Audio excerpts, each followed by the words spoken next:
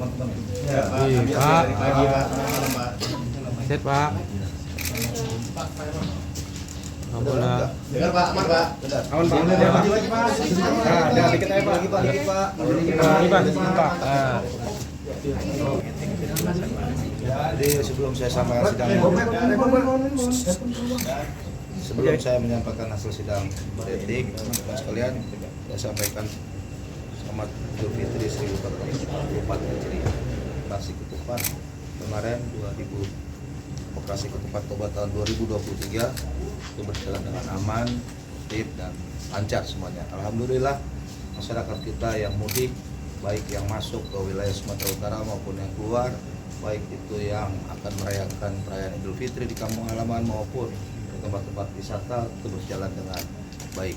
Dan hari ini operasi Ketupat Toba tahun 2023 dinyatakan berakhir malam ini, dan besok ulangi tadi malam, dan hari ini kita melaksanakan selama 1 minggu ke depan mengantisipasi masyarakat kita yang masih ada sisa mudik ya di wilayah Sumatera Utara. Mudah-mudahan semua bisa berjalan dengan baik sebagaimana harapan kita bersama. Yang kedua, teman-teman sekalian, pada kesempatannya saya tadi ketemu dengan keluarga Ken, ada hadir Ibu Ken dan bapaknya langsung Pak Zul ya, dan nasihat hukum siapa Pak ya, setelah pasca pelaksanaan sidang Komisi Kode Etik yang dipimpin oleh Kabid Propam langsung terkait dengan saudara Akhirudin Hasibuan. Teman-teman sekalian, tadi saya sampaikan permohonan maaf saya kepada ibu dan bapak serta keluarga Ken yang terkait dengan perilaku anggota saya yang tidak sepantasnya dan tidak sewajarnya. Sebagai anggota Polri, maka kita sudah diatur. Ada ketentuan dan peraturan undang-undang yang mengikat setiap anggota Polri bagaimana dia berperan, berperilaku dan bertindak. Dan apabila itu dilakukan pelanggaran terhadap salah satu itu, maka tentu sanksinya cukup berat.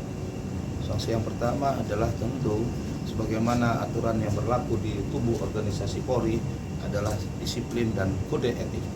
Kode etik itu adalah pelanggaran terhadap kode etik profesi Polri yang tidak boleh dilakukan setiap anggota insan Polri dalam segala hal, baik dia sebagai anggota Polri pada saat bertugas maupun pada saat di luar jam tugas.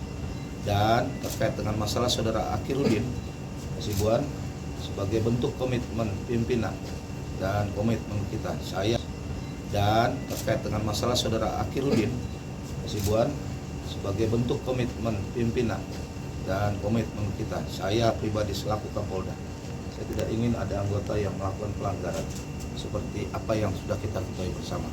Maka proses hukum kode etik kita proses, saya minta dipercepat dan harus dituntaskan segera sebagai bentuk komitmen saya pimpinan Polri bahwa ini bukanlah perbuatan yang dilakukan untuk anggota Polri, untuk organisasi Polri, tapi dilakukan oleh pribadi.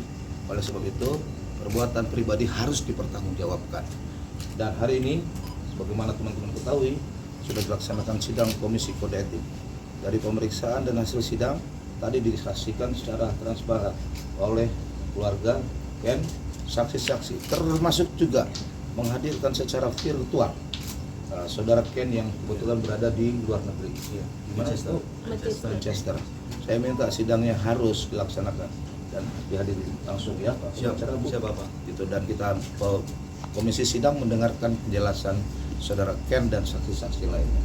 Berdasarkan apa yang sudah didengar oleh majelis sidang Komisi Kode Etik, maka tadi sudah diputuskan terkait dengan perilaku saudara AH yang ada pada saat kejadian tersebut, di mana dia adalah sebagai seorang anggota Polri yang tidak sepantasnya dan tidak seharusnya membiarkan kejadian itu ada di depan matanya.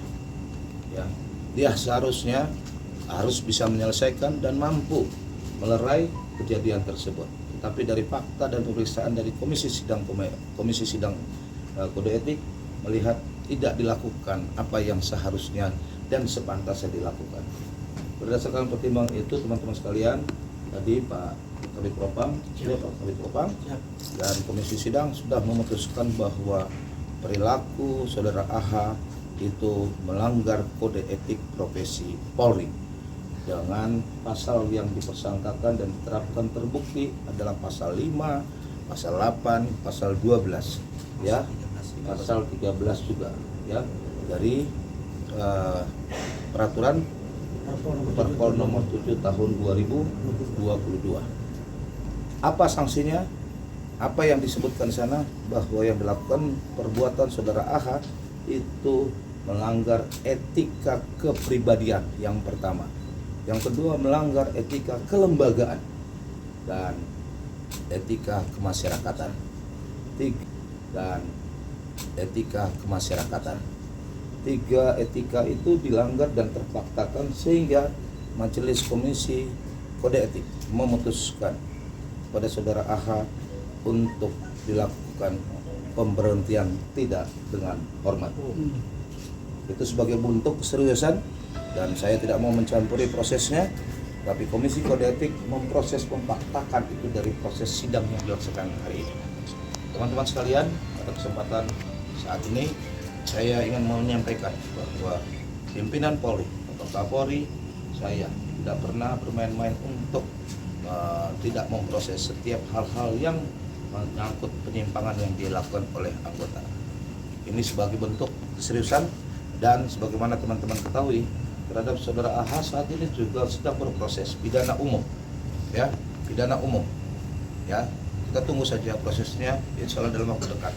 Pidana umum pasal 304, 5556 KUHP teman-teman sekalian, karena keberadaannya pada saat kejadian tersebut baik itu turut serta melakukan ataupun tidak atau membiarkan orang yang seharusnya ditolong pada saat itu, sehingga proses hukum hari ini sudah dinaikkan prosesnya, pidananya SPD sprindiknya sudah beberapa waktu lalu penyidikannya, hari ini sudah ditetapkan juga penetapan tersangka terhadap yang bersangkutan melakukan pelanggaran pidana umum. Nanti pasalnya silakan ditanya kepada Dirkrim tapi 5556 dan 304 KUHP. Itu yang kedua. Yang ketiga teman-teman sekalian,